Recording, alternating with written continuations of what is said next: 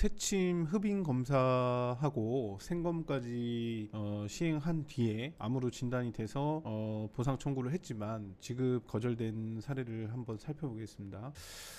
보험 약관의 암 진단 방식은 이 세 가지 검사를 실시를 해야 되고 병리 의사에게 진단이 되어야 합니다. 그 세 가지 검사는 조직 검사, 미세침 흡인 검사, 혈액 검사 이렇게 세 가지인데 암은 대체적으로 고형암이 대부분이기 때문에 이 종양을 제거를 하고 수술을 해서 제거를 하고 조직 검사를 실시한 후에 진단이 확정이 되게 되는데 혈액암 같은 종류는 골수 검사랑 혈액 검사 이런 걸로 진단이 됩니다. 그래서 일반 조직 검사하고 혈액 검사 이런 거랑은 좀 다르게 미세침 흡인 검사도 이 약관의 검사 방법 중 하나로 포함이 되어 있긴 하지만 이 검사 방법의 경우에는 불확실성이 존재를 합니다. 그러니까 암으로 진단이 유지될 확률이 높지만 그렇다고 해서 100%는 아닌 그런 검사 그 방법이라고 보시면 됩니다. 그래서 완전 절제가 아닌 생검을 통해서 일부 조직만 검사를 해서 암으로 진단된 경우에는 이 보험사가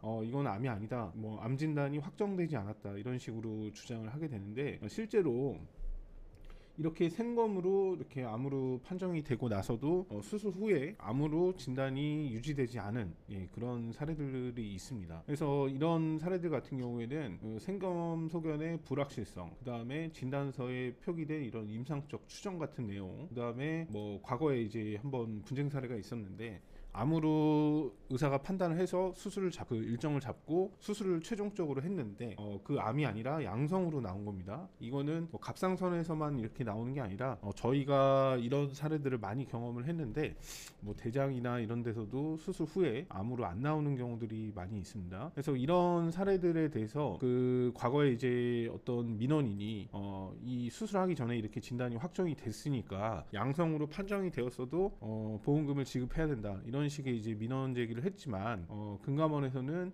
이거는 수술 후 진단이 정확한 거다. 그래서 최종적으로 암의 진단 확정으로 볼 수 없다. 이렇게 이제 판정이 돼가지고 유명한 사례들이라서 보험사는 당연히 이런 사례들을 잘 알고 있습니다. 이 사례 같은 경우에도 건강검진을 해서 거기서 결절이 나왔고 추가적인 확인이 필요한 결절로 나온 겁니다. 그래서 여기 병원에 내원을 해서 새침 흡인 검사랑 생검을 받았고 이렇게 이제 진단서가 나왔는데 임상적 추정으로 이렇게 판정이 되어 있었습니다.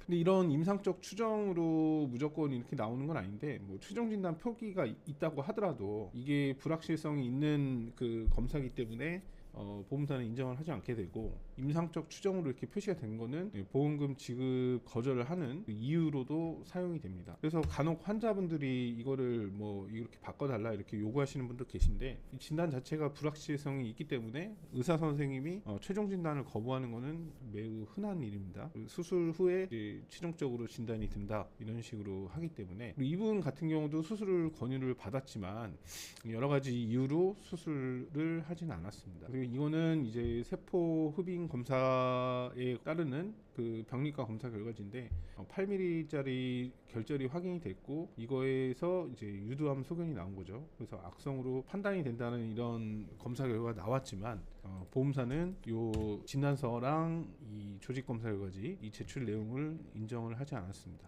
그래서 이런 사례들은 보험사의 말처럼 수술 후 암 진단이 유지되지 않을 가능성이 있는 거는 분명합니다. 그리고 통상 뭐 저도 기사에서 본 거지만 이게 암으로 판단을 해서 수술을 했는데 이게 암으로 안 나올 확률이 10%가 넘는다 뭐 이런 기사를 본 적이 있는데 그러면은 이제 보험사 입장에서는 암이 아닐 확률이 10%가 넘는데 이게 뭐 보험금이 뭐 10만원 20만원도 아니고 뭐 수백만원 수천만원씩 되는데 그게 이제 10% 이상 불확실성이 있는 거에 이런 돈을 처리를 해야 되느냐 또 이런 또 문제가 있는 거죠. 그래서 이렇게 수술 후에 재청구를 해라 이런 식으로 안내를 하는 경우도 있는데 수술을 하지 못하거나 아니면은 본인 선택에 의해서 하지 않을 것으로 판단이 된 경우에는 문제가 이제 생기게 됩니다. 그래서 이런 케이스 같은 경우는 저희가 이제 요거를 의뢰를 받아가지고 다시 진행을 했는데 진단의 객관성과 이 암으로 판단할 수 있다는 이제 뒷받침 증거들을 더 충분하게 준비를 해서 다시 진행을 했고 시간은 좀 걸렸지만